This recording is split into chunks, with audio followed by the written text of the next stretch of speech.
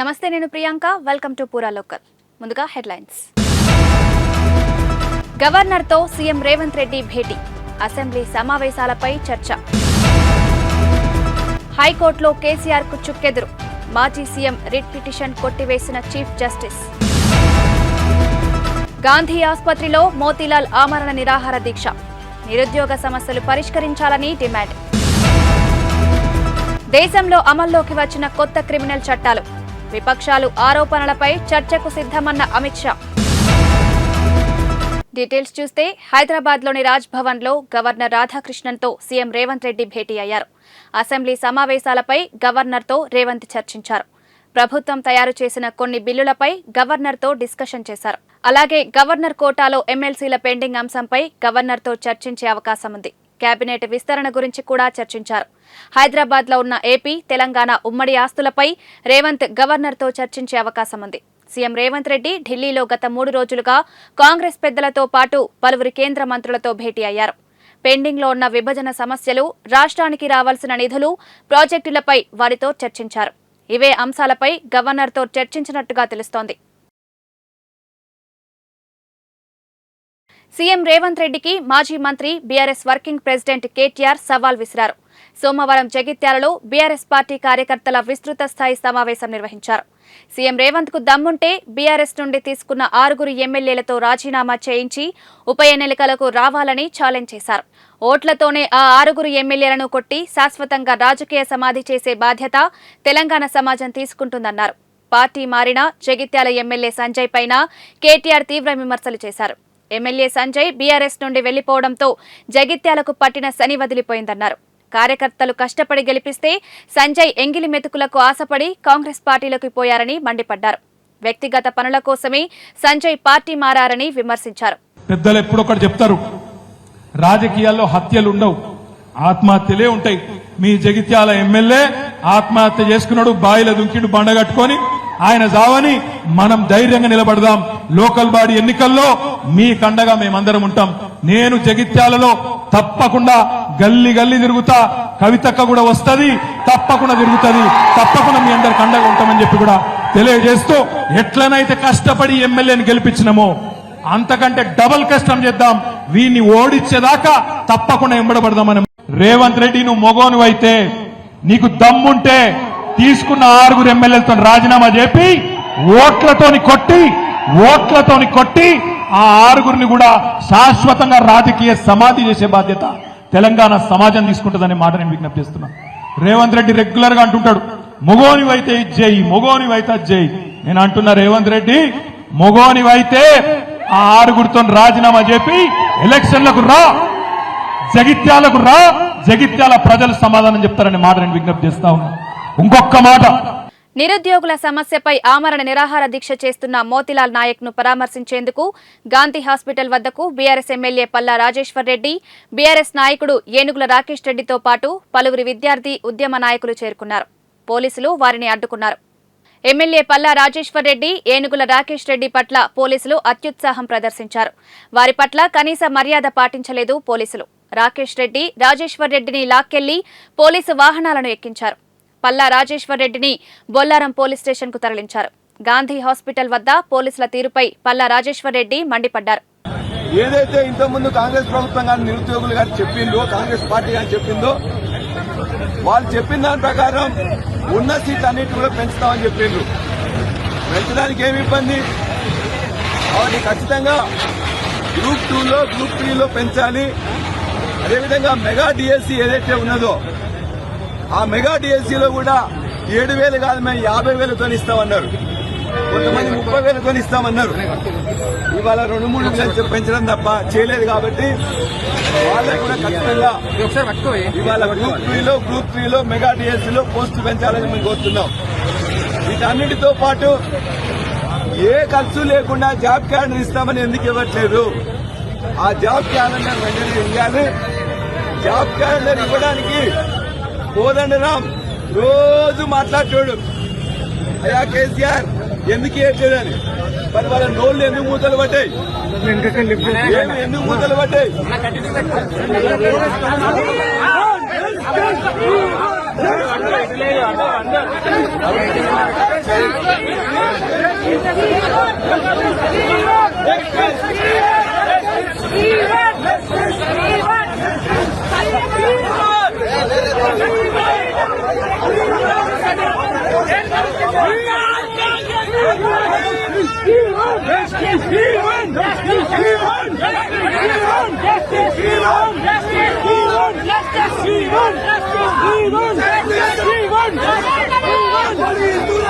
గాంధీ ఆసుపత్రిలో నిరుద్యోగ జేఏసీ నాయకుడు మోతీలాల్ నాయక్తో ఆమరణ నిరాహార దీక్ష కొనసాగుతోంది. వారం రోజులుగా మోతీలాల్ దీక్ష చేస్తున్నారు. గత రాత్రి ఎమ్మెల్సీ ఎన్ఎస్యుఐ రాష్ట్ర అధ్యక్షుడు బల్మూరి వెంకట్, నాయకులు రియాజ్, మానవతారాయ్ తదితరులు గత రాత్రి గాంధీ ఆసుపత్రికి చేరుకుని మోతీలాల్తో జరిపిన చర్చలు విఫలమయ్యాయి. ప్రధానంగా గ్రూప్ 1 మెయిన్స్ ఎలిజిబిలిటీ 1:100కు పెంచాలని, గ్రూప్ 2లో 2,000, గ్రూప్ 3లో 3,000 ఉద్యోగాలు కలపాలని, జాబ్ క్యాలెండర్ విడుదల చేయాలని, 25,000 పోస్టులతో మెగా డిఎస్సీ ప్రకటించాలని, గురుకుల టీచర్ పోస్టులు బ్యాక్లాగ్లో పెట్టకూడదని నిరుద్యోగ జేఏసీ డిమాండ్ చేస్తోంది. నిరుద్యోగులకు 4,000 భృతి, 7 నెలల బకాయిలు ఇవ్వాలనే డిమాండ్ల సాధనకై మోతీలాల్ ఆమరణ నిరాహార దీక్ష చేస్తున్నారు. ఇక గాంధీ ఆసుపత్రిలో ఉన్న మోతీలాల్ను విపక్ష నేతలు పరామర్శిస్తున్నారు. దీక్ష విరమించాలని కోరుతున్నారు. అయినా సీఎం రేవంత్ రెడ్డి నుంచి స్పష్టమైన హామీ వచ్చే వరకు దీక్ష విరమించేది లేదని భీష్మించుకున్నారు. రోజురోజుకు మోతీలాల్ ఆరోగ్యం క్షీణిస్తుంది. అటు రాష్ట్ర ప్రభుత్వం స్పష్టమైన స్పందన కరువైంది. ఎవరైనా మోతీలాల్ విషయంపై మాట్లాడినా పోలీసులు అరెస్టు చేస్తున్నారు. 6 నెలల కాలమైంది. ఇప్పటి వరకు ఆ ప్రొసీజర్ కూడా ఏం జరగకపోవడంతో ఇవాళ ఒక నిరుద్యోగి ఆమరణ నిరాహార దీక్ష చేస్తున్నాడు. మరి ఇవాళ కాంగ్రెస్ పార్టీకి ఇప్పటి వరకు కూడా కనీసం ఒకరు రావాలి, మాట్లాడాలి, నిరుద్యోగులకు హామీ ఇవ్వాలి, వాళ్ళకు భరోసానిచ్చి వాళ్ళ ప్రాణాలను కాపాడాలనేటువంటిది లేదు. జీవన్ రెడ్డి గారు అలిగితే 5 మంత్రులు పోయినరు. రేవంత్ రెడ్డి గారికి ఇవాళ మేము విద్యాశాఖకు మంత్రి లేడు అని అంటే, విద్యాశాఖ మంత్రిని నేను ఫుల్ టైం మంత్రి ఉండకూడదా అని నిన్న ఢిల్లీ నుంచి ప్రెస్ కాన్ఫరెన్స్లో రేవంత్ రెడ్డి గారు మాట్లాడారు. మేము ఒకటే మాట అడుగుతున్నాం రేవంత్ రెడ్డి గారిని, అయ్యా రేవంత్ రెడ్డి గారు మీకు 4 ఉద్యోగాలు వచ్చినాయి. గతంలో బీఆర్ఎస్ పార్టీ అధికారంలో ఉన్ననాడు కల్వకుంట్ల వారి కుటుంబానికి, ఒక్క కుటుంబానికి 4 ఉద్యోగాలు వచ్చినాయని తెలంగాణ రాష్ట్రం అంతా కూడా తిరగబడి వాళ్ళని అధికారంలోకి వెళ్ళి దించితే ఇవాళ మీరొక్కరే 4 ఉద్యోగాలు తీసుకున్నారు. ముఖ్యమంత్రి పోస్టు మీకే, విద్యాశాఖ మంత్రి పోస్టు మీకే, హోంశాఖ మంత్రి పోస్టు మీకే, ఇవాళ పరిశ్రమలు వాణిజ్య శాఖ మంత్రి పోస్టు మీకే. మీకు 4 ఉద్యోగాలు కావాలి. 30 లక్షల మంది నిరుద్యోగులు ఉన్నారు తెలంగాణ రాష్ట్రంలో. అందులో వాళ్లకు రావాల్సినటువంటి న్యాయంగా దక్కాల్సినటువంటి ఉద్యోగాలు నిరుద్యోగులకు ఒక్కొక్క ఉద్యోగం అన్న వద్దా? మొత్తం యువత పట్టుబట్టి ఏ కాంగ్రెస్ పార్టీ అయితే ఆనాడు ప్రజాక్షేత్రంలో మాటలు చెప్పిందో, మేనిఫెస్టో ఆవిష్కరించిందో దాన్ని నమ్మి ఓట్లేసింది. ఉద్యోగ క్యాలెండర్ విడుదల చేస్తానని, ఇవాళ పేపర్ లీకేజీలతో జరిగే ఎగ్జామ్స్లో మీరు పాల్గొనొద్దని, ఇప్పుడున్నటువంటి ఖాళీల జాగాలో డబుల్గా మేము నియామకం చేస్తామని, దాదాపుగా ఈ రాష్ట్రంలో 2 లక్షల ఉద్యోగాల భర్తీ చేస్తానని చెప్పి మేనిఫెస్టోలో పెట్టినటువంటి కాంగ్రెస్ పార్టీ 6 నెలలు గడిచిపోయినప్పటికీ కూడా ఉద్యోగ క్యాలెండర్ నియామకం చేయకుండా, ఇవాళ వాళ్ళ రోడ్ మ్యాప్ ఏందో ప్రకటించకుండా మళ్ళీ గదే 563 ఉద్యోగాలు, గదే 11,000 డిఎస్సి ఉద్యోగాలు తప్ప అంతకంటే చేతులు తెచ్చింది. వాళ్ళు 4 కోరుతున్నారు. ఒకటి, మీరు మేనిఫెస్టోలో రాసినట్టుగా ప్రజాక్షేత్రంలో హామీ ఇచ్చినట్టుగా 2 లక్షల ఉద్యోగాల భర్తీ చేస్తారా లేదా ఒకటి. రెండవది, కనీసం డబుల్ అయినా ఒక 20,000 డిఎస్సి పోస్టులు, అదేవిధంగా గ్రూప్ 2, గ్రూప్ 3లో ఇవాళ మీరు డబుల్ అయినా కనీసం పోస్టు పెంచుతారా అని చెప్పి వాళ్ళు అడిగితే దానికి సమాధానం లేదు. ఒకటి, 10 ఏళ్ల అధికారంలో బీఆర్ఎస్ ప్రభుత్వం రాష్ట్రంలోని నిరుద్యోగుల జీవితాలతో చెలగాటమాడిందని వెంకట్ బల్మూరి కీలక వ్యాఖ్యలు చేశారు. నిరుద్యోగుల పక్షాన మోతీలాల్ నాయక్ ఆమరణ నిరాహార దీక్ష చేస్తున్నారని తెలిపారు. ఆ సోదరుడి ఆవేదన తెలుసుకుని సీఎం రేవంత్ రెడ్డికి సమాచారం ఇచ్చేందుకే గాంధీ ఆసుపత్రికి వెళ్లినట్లుగా తెలిపారు. ఏదైతే సంబంధించి ఆ రోజు తెలంగాణ ఉద్యమ సమయంలో ప్రతి ఒక్క యువకులని ఏదైతే వాళ్ళు ఆత్మహత్యలు చేసుకునే విధంగా రెచ్చగొట్టి పాపం వారి పైన కిరసనాయిలు పోసుకుంటే ఆ రోజున్న మా యువకులకేమో అగ్గిపెట్టెలు దొరికినాయి. కానీ హరీష్ రావు గారికేమో కిరోసిన్ పోసుకుంటే ఆయనకి అగ్గిపెట్ట దొరకలేదు. ఆ రోజు తెలంగాణ ఏర్పాటు కోసము విద్యార్థుల యువకుల జీవితాల ప్రాణాలతోటి చెలగాటమాడి 10 సంవత్సరాలు మీరు రాజభోగం అనుభవించిన 10 సంవత్సరాలు హరీష్ రావు సూటిగా నేను ప్రశ్నిస్తున్నా, నీ 10 సంవత్సరాల పరిపాలనలో ఒక్క గ్రూప్ 1 ఎగ్జామ్ అన్నా సక్రమంగా నిర్వహించగలిగినవా? ఒక గ్రూప్ 1 ఉద్యోగం అన్నా నువ్వు ఇవ్వగలిగినవా? కనీసం ఏ రోజన్నా యువకులు నీ దగ్గరకు వస్తే కనీసం వారి పక్షాన మాట్లాడగలిగినవా? ఆఖరికి టైపిస్ట్ పోస్టుల విషయంలో వినోద్ రావు మీరు కొంతమంది కలిసి ఉద్దేశపూర్వకంగా టైపిస్ట్ని లేకుండా టైపిస్ట్ల పోస్టుని తీసేసి వాళ్ళ జీవితాలతోటి చెలగాటం ఆడుకున్న మాట వాస్తవమా కాదా? జియో 46 అంశం పైన పరిష్కరించాలని చెప్పి మేము మొత్తుకుంటే ఉద్దేశపూర్వకంగా ఎలక్షన్ కోడ్ రాక 3 రోజుల ముందు సెలక్షన్ లిస్ట్ పెట్టేసి విద్యార్థుల మధ్యలో చిచ్చు పెట్టిన విషయం వాస్తవమా కాదా? నువ్వు సమాధానం చెప్పాలి. ఉద్యోగాల విషయంలో 10 ఏళ్లు అధికారంలో ఉండి ఏం చేశారని బీఆర్ఎస్ పై కాంగ్రెస్ నేత మానవతారాయ్ ఫైర్ అయ్యారు. గ్రూప్ 2, గ్రూప్ 3 ఉద్యోగాల సంఖ్యను పెంచాలి అని నిరుద్యోగులు అడుగుతున్నారని తెలిపారు. మోతీలాల్ను రెచ్చగొట్టి గులాబీ లీడర్లు రాజకీయం చేస్తున్నారని మండిపడ్డారు. కాంగ్రెస్ సర్కార్లో పోరాటాలు ఉండవు, చర్చలతో సాల్వ్ అవుతాయని తెలిపారు. గుంటనక్కలా ఉన్న బీఆర్ఎస్ నేతలు ఖబర్దారని హెచ్చరించారు. పల్లెనోడు వెనకటికి ఏదో దొరికినట్టు ఇందులో జొరబడి రాజకీయం చేయాలని చూస్తున్నారు. నిన్న మోతీలాల్ అంటే మా యూనివర్సిటీ విద్యార్థి, ఒక ప్రతిభావంతుడు, ఒక గ్రూప్ 1 యాస్పిరెంట్, అందరి కోసం తను మేరేసుకొని ఆమరణ దీక్షగా చేస్తే హరీష్ రావు అసలు నిరుద్యోగుల దగ్గర నిరుద్యోగులంటే పడిన హరీష్ రావు గారు నిన్న వెళ్ళి అక్కడ మాట్లాడుతుంటే హాస్యాస్పదంగా ఉంది. ఇది ఎట్లా ఉందంటే 100 ఎలుకలు తిన్న పిల్లి తీర్థయాత్రలకు పోయినట్టుంది కథ. బీఆర్ఎస్ 10 ఏళ్ల పాలనలో నిరుద్యోగుల జీవితాలను నాశనం చేశారు. కాంగ్రెస్ పరిపాలన రేవంత్ రెడ్డి గారి ముఖ్యమంత్రి గారి నాయకత్వంలో నిరుద్యోగులకు మేలు జరుగుతుంది, మేలు జరిగే విధంగా పకడ్బందీగా ప్రణాళికలతో ముందుకు పోతుంటే బీఆర్ఎస్ వాళ్ళకి ఎట్లాగూ పని లేదు. ఎందుకంటే రుణమాఫీ మీద మొన్నటిదాకా ఎట్లాగూ హరీష్ రావు గారు రాజీనామా చేయాల. 2 లక్షల రుణమాఫీ చేయము అనుకున్నారు. 2 లక్షల రుణమాఫీ చేసేసరికి వాళ్లకు చేయటానికి ఉద్యమాలు లేక ఈ కృత్రిమ ఉద్యమాన్ని పట్టుకొని వేలాడే ప్రయత్నం చేస్తున్నారు. 2 లక్షల రుణమాఫీ అయితే రాష్ట్రంలో 2 లక్షల ఉద్యోగాల భర్తీకి ముఖ్యమంత్రి రేవంత్ రెడ్డి గారు ఉద్యోగాల క్యాలెండర్ ని రూపకల్పన చేయబోతున్నారు. రేపు భర్తీ అయితే బీఆర్ఎస్ అధినేత మాజీ సీఎం కేసీఆర్ కు హైకోర్టులో చుక్కెదురైంది. విద్యుత్ కొనుగోళ్ల ఒప్పందాలు, పవర్ ప్లాంట్ల నిర్మాణాలపై రాష్ట్ర ప్రభుత్వం జస్టిస్ నరసింహారెడ్డి నేతృత్వంలోని కమిషన్ ఏర్పాటు, జారీ చేసిన నోటీసులను సవాల్ చేస్తూ ఆయన దాఖలు చేసిన రిట్ పిటిషన్ను కోర్టు కొట్టివేసింది. ఈ విషయంలో అడ్వకేట్ జనరల్ సుదర్శన్ రెడ్డి వాదనలతో ధర్మాసనం ఏకీభవించింది. నిబంధనల మేరకే కమిషన్ వ్యవహరిస్తోందని, కేసీఆర్ పిటిషన్కు విచారణ అర్హత లేదన్న ఏజీ వాదనలను సమర్థించింది. అదేవిధంగా ప్రభుత్వం నియమించిన కమిషన్ ఏకపక్షంగా వ్యవహరిస్తుందంటూ కేసీఆర్ తరపు న్యాయవాది సీనియర్ అడ్వకేట్ ఆదిత్య సోంధి తన వాదనలు వినిపించగా ఆయన వాదనలను court విభేదించింది.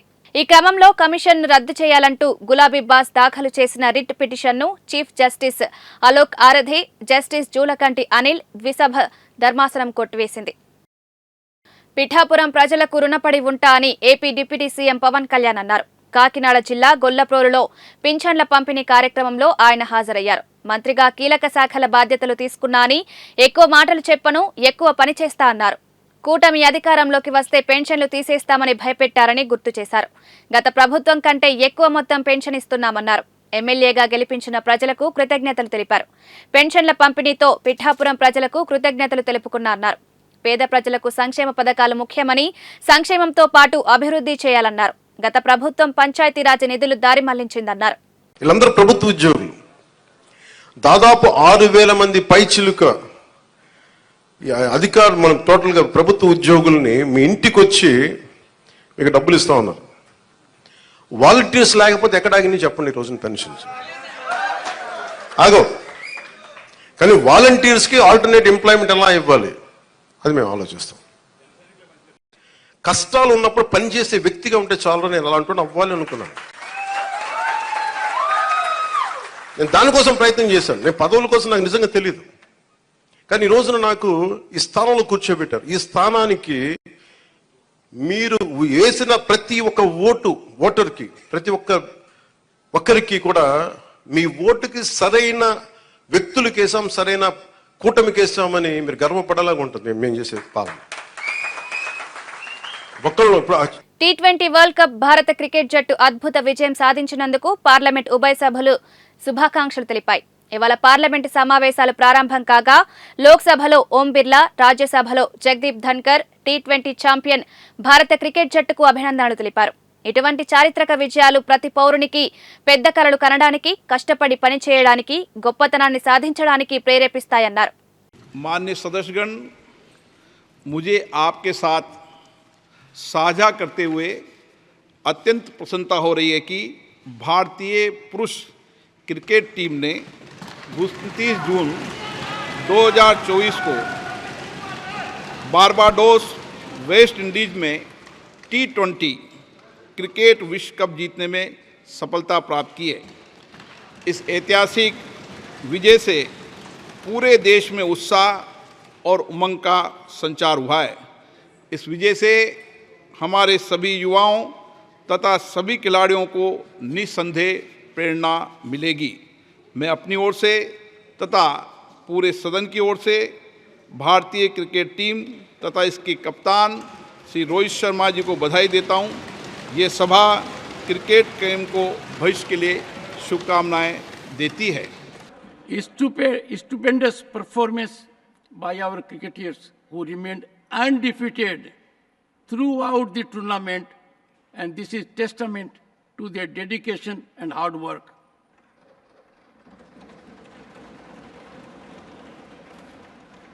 It is celebration of teamwork, resilience, and relentless pursuit of excellence.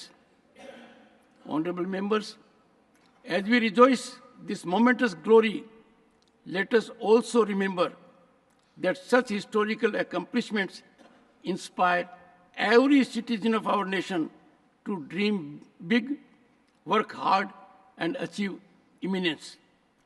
I would also like to congratulate the South Africa team, cricket team, for their excellent performance, who came very close to clinch their maiden trophy. Their heroic performance is praiseworthy. Honorable members, on my behalf and on behalf of this august House, I extend our heartiest congratulations to the cricketers,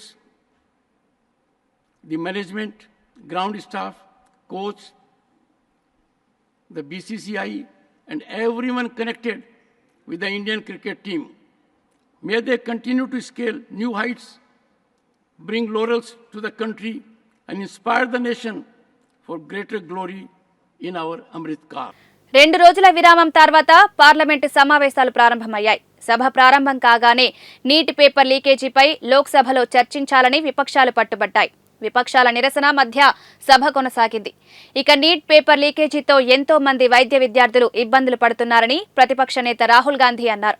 ఒకరోజు paper లీకేజీపై లోక్సభలో చర్చించాలని ఆయన స్పీకర్ను కోరారు. Neat అంశాన్ని ప్రస్తావించడానికి అనేక మార్గాలు ఉన్నాయని, ఆ సందర్భంగా ప్రస్తావించాలని, ప్రస్తుతం రాష్ట్రపతి ప్రసంగంపై ధన్యవాదాలు తెలిపే తీర్మానంపై చర్చించాలని సభ నిర్ణయించిందని స్పీకర్ ఓం బిర్లా తెలిపారు.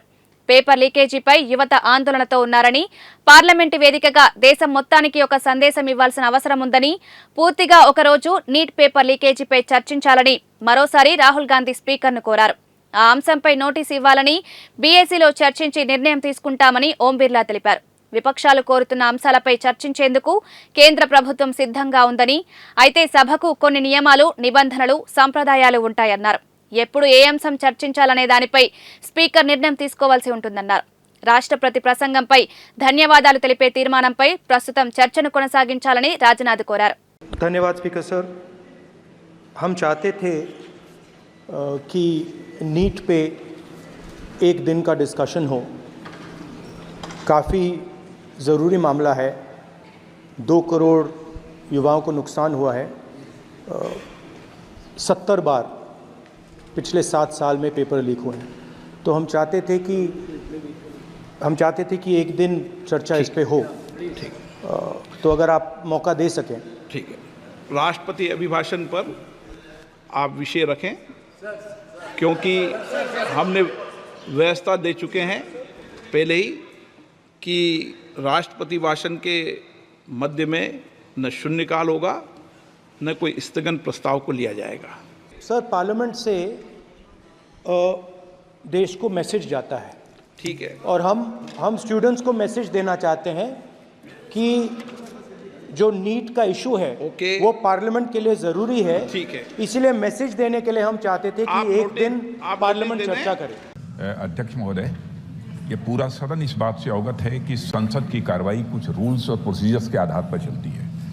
रूल्स और प्रोसीजर्स के अतिरिक्त कुछ हेल्दी ट्रेडिशंस हैं संसद की, जिसके आधार पर कार्रवाई चलती है, और मानता हूं कि ये हेल्दी ट्रेडिशंस हमारे संसद की एक सबसे बड़ी ताकत है। जब कभी भी राष्ट्रपति जी के अभिभाषण पर चर्चा होती है तो आज तक कभी ऐसा नहीं हुआ है, क्योंकि अपने लंबे संसदीय जीवन में जो मैंने देखा है उस आधार पर मैं कह सकता हूं कि अन्य किसी विषय पर उस समय चर्चा हुई हो। इसलिए मैं अपने सभी सम्मानित विपक्ष के सदस्यों से भी आग्रह करना चाहता हूं, आप जिस विषय पर चर्चा करना चाहते हो आप चर्चा करें, लेकिन एक बार राष्ट्रपति से संबंधित जो धन्यवाद प्रस्ताव है उसको संसद में पारित करने के बाद ही करें। यह मेरा सभी से विनम्र अनुरोध है। రాజ్యసభలో ప్రధాని మోదీపై తీవ్ర విమర్శలు చేశారు కాంగ్రెస్ చీఫ్ మల్లికార్జున ఖర్గే. సామెతలు, సెటైర్లతో ప్రధానిపై కౌంటర్ అటాక్ చేశారు. రాజ్యసభలో రాష్ట్రపతి ప్రసంగంపై ధన్యవాదం తీర్మాన చర్చ సందర్భంగా ఖర్గే కీలక వ్యాఖ్యలు చేశారు. ప్రధాని స్థాయి అయి ఉండి విద్వేష ప్రసంగం చేయడం కరెక్ట్ కాదని సూచించారు. మోదీ ఎన్నికల ప్రచారంలో అబద్దాలు చెప్పారని ధ్వజమెత్తారు. నోటికొచ్చినట్లు అబద్దాలు ప్రచారం చేశారని మండిపడ్డారు. కుల, మత, భాషాపరంగా విద్వేషాలు రెచ్చగొట్టారన్నారు. जिसमें बुनियादी मुद्दों को नज़रअंदाज किया गया है, विफलताओं को के खैर ये सरकार छिपाने की अपनी पहले से माहिर है, और इनको हम बार बार ये कहना मुझे उचित भी नहीं लगता। राष्ट्रपति जी ने कहा कि हम साथ मिलकर काम करें। ये सदी भारत की सदी है और आने वाला दौर भारत का है। इस भाव से किसी को इनकार नहीं हो सकता, लेकिन 10 साल का हमारा तजुर्बा ये है कि ये बातें भाषण तक ही रही है, जमीन पर अमल नहीं हुई और उल्टा हुआ। संविधान ने हमें अडल्ट फ्रेंचाइज का अधिकार दिया। इस बार चुनाव में 2019 में कम मतदान हुआ, पर गरीबों, ग्रामीण मतदाताओं ने अधिक उत्साह से भाग लिया। मैं सभी मतदाताओं को अपने ओर से बधाई देता हूं, उनको धन्यवाद देता हूं। उन्होंने गांवों में बढ़ चढ़कर वोटिंग की, लेकिन शहरों में जहां पढ़े लिखे लोग हैं, पैसे वाले हैं, वो लोग इसमें बहुत कम आ गए। सभापति जी अपने मतदान के लिए विशेष संदेश जारी कर कहा था कि प्रजातंत्र में प्रजा ही मालिक और सर्वोपरि है। मैं इससे सहमत हूँ कि ये राष्ट्रपति जी का जो संदेश है वो ठीक है। देश के इतिहास में ये पहला चुनाव है जिसमें संविधान की रक्षा का मुद्दा बना। बीजेपी ने 400 पार का नारा दिया। उनके कई नेताओं ने तो यहाँ तक कहा कि दूसरे सदन में बहुत से नेताओं ने ये भी कहा कि बीजेपी संविधान बदलेगी, और उन्होंने बार बार ये बातें कही। और यहाँ तक कि शुरुआत में 2014 में तो भागवत जी जो इस सदन के सदस्य नहीं है, मैं उनका नाम नहीं लेना चाहता। ఖర్గే చేసిన ప్రకటనను రికార్డు నుంచి తొలగించాలని జేపీ నడ్డా డిమాండ్ చేశారు. ఖర్గే బాధ్యతారాహిత్యంగా మాట్లాడారన్నారు. ఖర్గేకు ఆర్ఎస్ఎస్ పై అవగాహన లేదని నడ్డా అన్నారు. వాస్తవాలకు అతీతంగా మాట్లాడారని ఫైర్ అయ్యారు.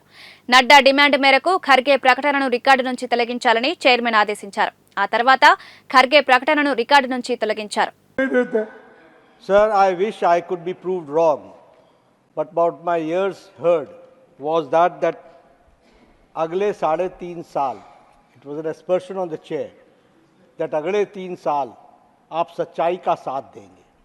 This is a very serious allegation. This cannot be taken lightly. If the sentence spoken by the LOP is this, that अगले 3.5 साल आप सच्चाई का साथ देंगे, this automatically means that there is an aspersion that for the last 1.5 years you have been not giving due to the righteousness. Number two, इसलिए chairman साहब, I respect the LOP, I respect the opposition, I respect the LOP, I respect the opposition. But at the same time, please keep quiet. I've been given the time by the chairman. I think you are a new member. Vikas Bhattacharya ji, I have given him the floor. Sit down. Sir, Sit down. sir, No, please sit down. Leader of the House, please continue. Sir, I respect the leader of opposition. I respect the opposition. But I would like to put on record that proving your point should not go beyond the norms of the House, and raising aspersion on the chairman cannot be agreed upon.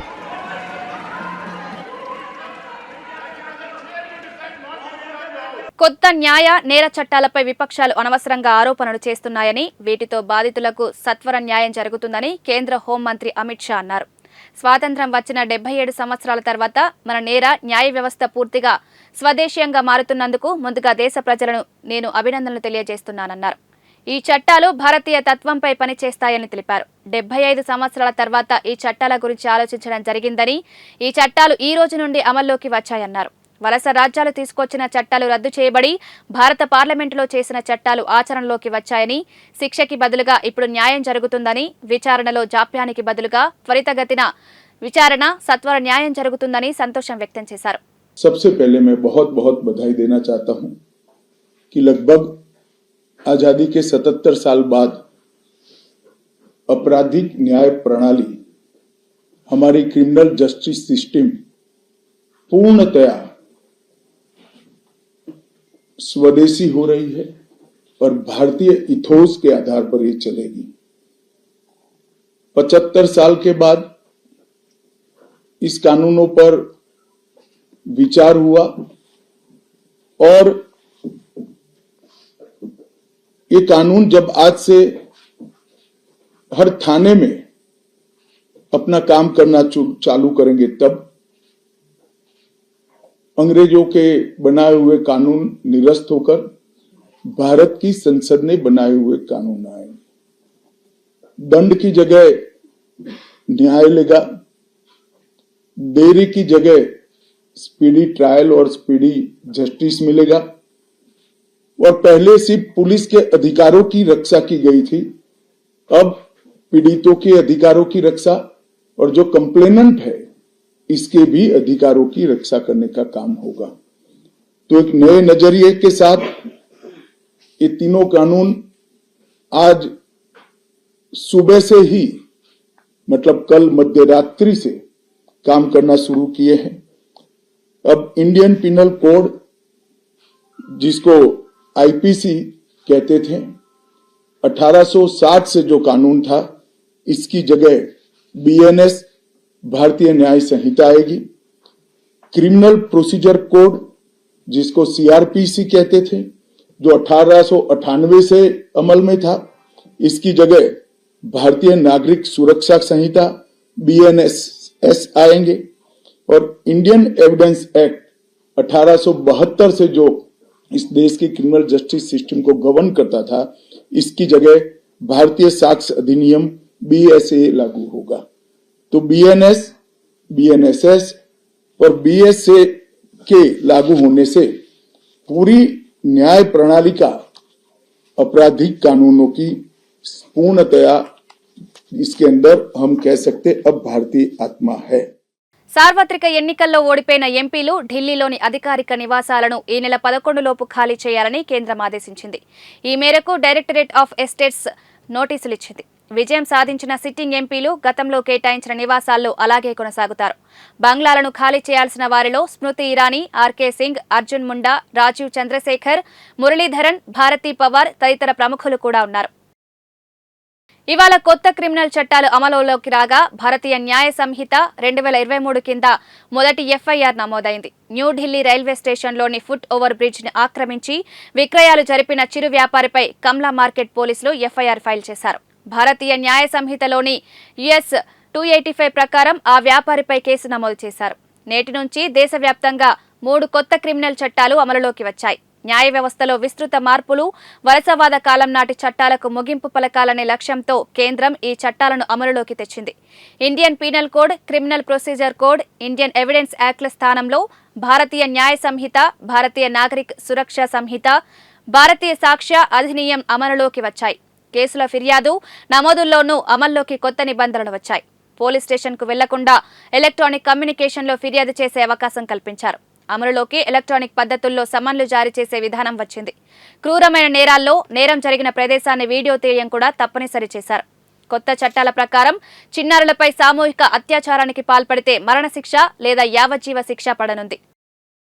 ఇవాల్టి నుంచి అమల్లోకి వచ్చిన భారతీయ న్యాయ సంహిత BNS చట్టంలో భాగంగా తెలంగాణలో తొలి case నమోదైంది. హైదరాబాద్లోని చార్మినార్ PS పరిధిలో నంబర్ ప్లేట్ లేకుండా ప్రయాణిస్తున్న బైకర్పై సెక్షన్ 281 BSN MV యాక్ట్ కింద కేసు పెట్టారు. కొత్త చట్టం ప్రకారం డిజిటల్ ఎఫ్ఐఆర్ నమోదు చేసినట్లు డీజీపీ ఆఫీస్ ట్వీట్ చేసింది. ఇవి అప్డేట్స్. కీప్ వాచింగ్ పురా లోకల్.